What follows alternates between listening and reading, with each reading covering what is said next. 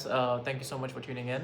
So in this video, I'm just going to give a quick rundown of the year 2025 and what I'm expecting of 2026 because 2025 was the biggest year of my life so far.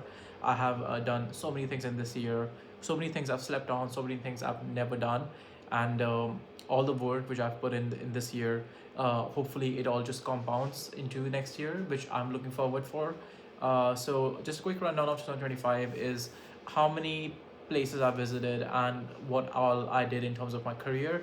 So in terms of the places and the trips I've taken this year, I've been to over 11 cities and 5 countries in this year. So those countries were Portugal, Spain, India, UK, and Thailand. And over all these 5 countries, I think the best one was Spain. I went to Barcelona, which was so fun. Barcelona is an amazing city. Highly recommend it to anyone. And it was one of those trips which I had to take by myself. So I was by myself. It was a solo trip, and it was during the start of this year in January. And I had such a good time over there. So I really loved it. I hope that I get to go there again soon. In terms of my work and in terms of my university life, it was very heartbreaking that I graduated this year. I graduated from University of Westminster, which, as you may or may not know, is in London, and it was after 3 years. I fully completed all my education, and I did not go for a master's degree because I didn't want to, and I think it's a waste of time. So I wouldn't recommend anyone a master's degree if you're in especially like the business or any economics or any related courses. I think it's a complete waste of time for master's degree. But in terms of just doing what you want to do, I think it's better to just start working and start learning by to being on the job or being in a role. So I finished my graduation, finished my studies back in July 2025, and then the whole month of August I spent in Thailand because over there I had an internship in the city called Chiang Mai, which is in the north of Thailand, and that was fun. That's a whole situation, and the whole thing which happened over there. It was pretty nice. I would say it taught me a lot of life lessons, and I really look forward to doing something similar, like perhaps going to Indonesia or Bali in 2026, which I love to. In August, I did the whole internship, and then in September, I came back home to India, where I spent a whole month with my family, and I was figuring things out on what I wanted to do and what I didn't want to do. So I was applying for full time roles, and I also had started my own influencer marketing agency, which I'll come to in a bit.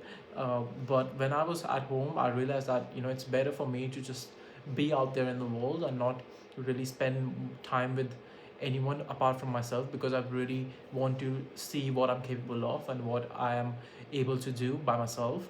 And I think it's not worth it to see your family or friends when you are not the type of person you want to be. So I feel like for me to become that person, I need to leave my home. So I left my home again, and I got a full-time job in London as an administrative assistant for my university where I graduated from. So that was fun. That was back in October. So about 2.5 months I worked in my university as a full-time employee, and I really got the hang of the whole 9 to 5 job system. And I realized that how it is very rewarding in terms of your first job and being your first sorry about that, that's just a Christmas tree. So in terms of being it's your first job and being employed for the first time in my life, I think I was very scared about not being able to be good enough for several things. But eventually I got over a lot of my fear. I learned how to cooperate. I learned how to stay in a team, how to work hard. Like, because 9 to 5, even though it seems like it's not a lot, it is a lot when you think about waking up at 7 a.m. and then going to the office, going to work at 9, like sitting down, getting some coffee. So it's like I usually go through. I was not a very heavy drinker of coffee or caffeine at all before my job, but I have like started drinking 3 to 4 cups now every single day, and it has become so normal for me to go through that much, and then come back home and then work for another 2 hours on my own thing or my own podcast, which I'll come to in a minute as well. It's very I would say draining sometimes to work every single day from the office. So I good thing is, like, my job had this work from home situation going on, and I could work from home pretty much every day of the week. But on Wednesdays, they did ask us to come to the office, so that was nice. I learned a lot, but now I have left my full-time job because I'm going all in onto my agency, my YouTube channel, my podcast, and also my software company, which is going to be Influencer Connect. So starting with my podcast, this is one of those things which I really wanted to talk about on this YouTube channel, is because podcast is something which I started back in September. That was the moment where I was figuring things out, and this is something which I started out of just putting myself out there. And it was the first piece of content which I used to create while sitting in the bed in the bathroom of my parents' house. So this is something which I have never spoken about publicly, that how I used to create my content. I literally had one laptop, and I was sitting in the bathroom alone by myself at like 1 or 2 a.m. at night, because I didn't have a good proper mic, and I did not know how to actually edit videos properly. So I don't know how I can how so I didn't know how to properly edit videos. I did not know how to talk to the camera, talk to the mic. So I made the podcast offline. I don't show my face, but I only talk to entrepreneurs or people I really want to speak to on every weekend. And so far it has like 12 episodes, which is pretty decent, but obviously I can do better.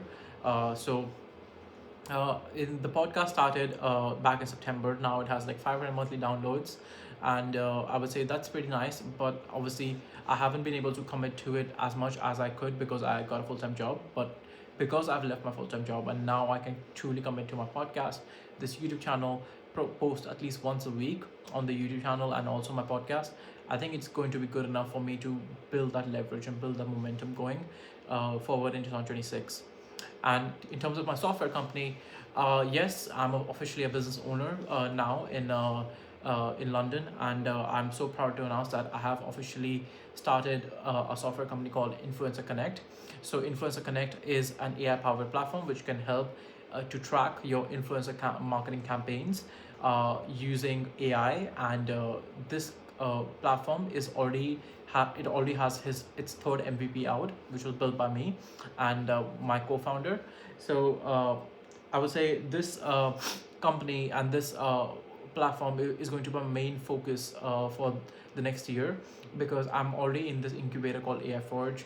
The incubator supports people or students who or graduates or anyone who hasn't built a AI company or a software company before, and helps you build a startup essentially in by getting all the help, like they will give you AWS credits, they will give you a tech team, they will give you all the support which you need, and it's basically like Y Combinator but on a very short level, very like a lot like smaller level than Y Combinator, which is like one of the biggest incubators in the entire world.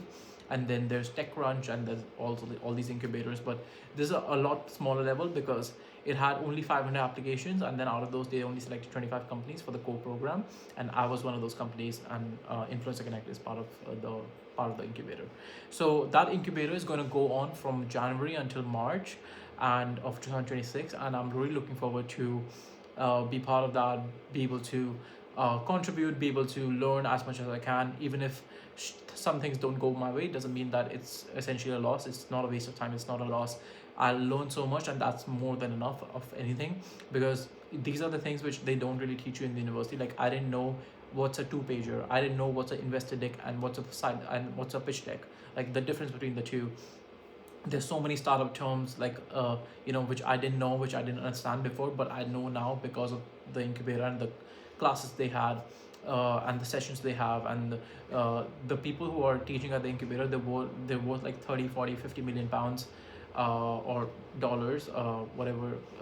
So they are essentially, they are the ones who are teaching the students and the people who are part of the incubator, because they also take 6% equity out of my firm. So I recently signed a document in which I had to give away 6% of the equity of my company to them in order to be part of the program, and then they will provide me with all the support which I need in order to at least be able to stand in front of an investor essentially down the line and be able to pitch about my startup.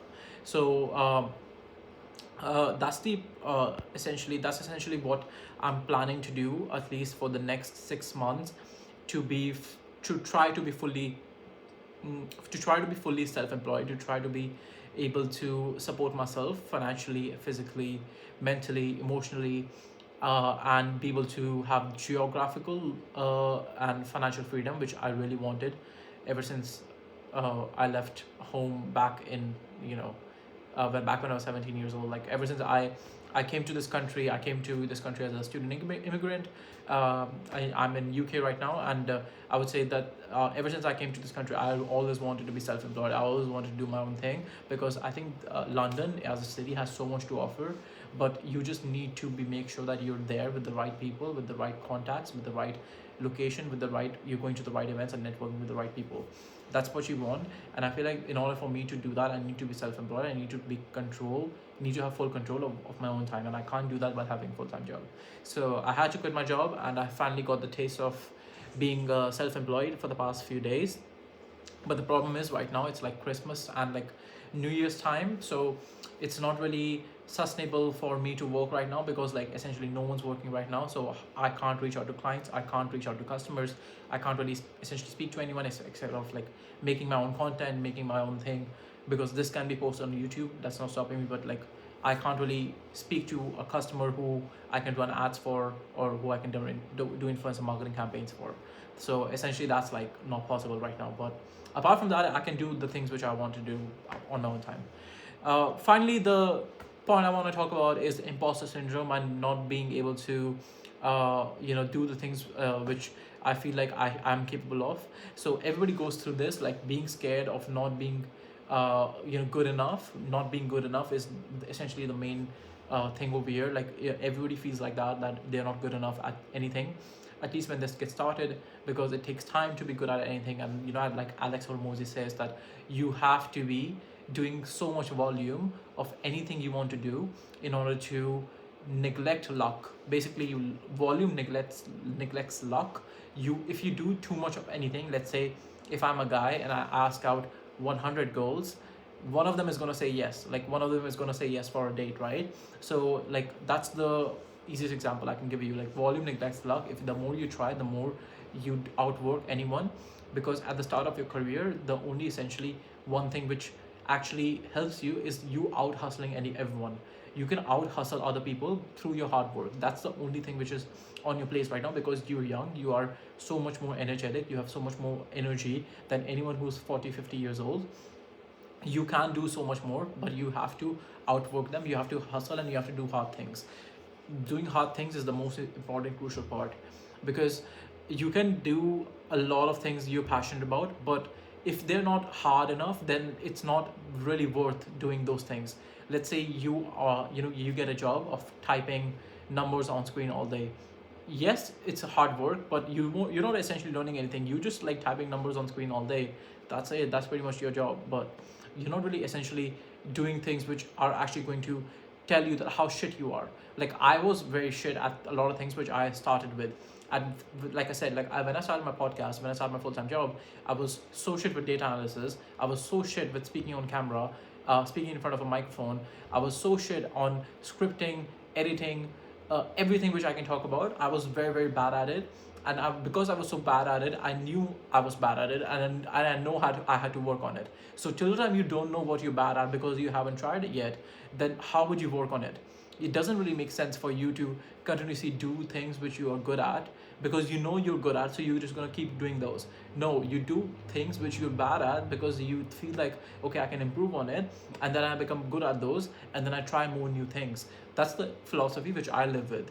So I think that's the one of the things which I also wanted to talk about. Like if you're young, if you're an entrepreneur, and if you want to do things or be self-employed or do things which others don't really expect you to, then you do things which are hard, and do them regularly, so the volume neglects luck, and you are pretty much so much ahead of your peers, of anyone who's your age.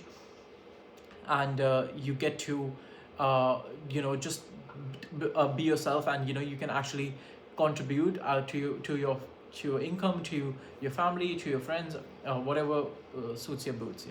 So finally, yeah, that's it. Imposter syndrome, I was suffering through it, but no longer, because I feel like I can do it a lot better than before. And 2026 is one of those years which I will put all the work in which I should, in order to be the person I have to be.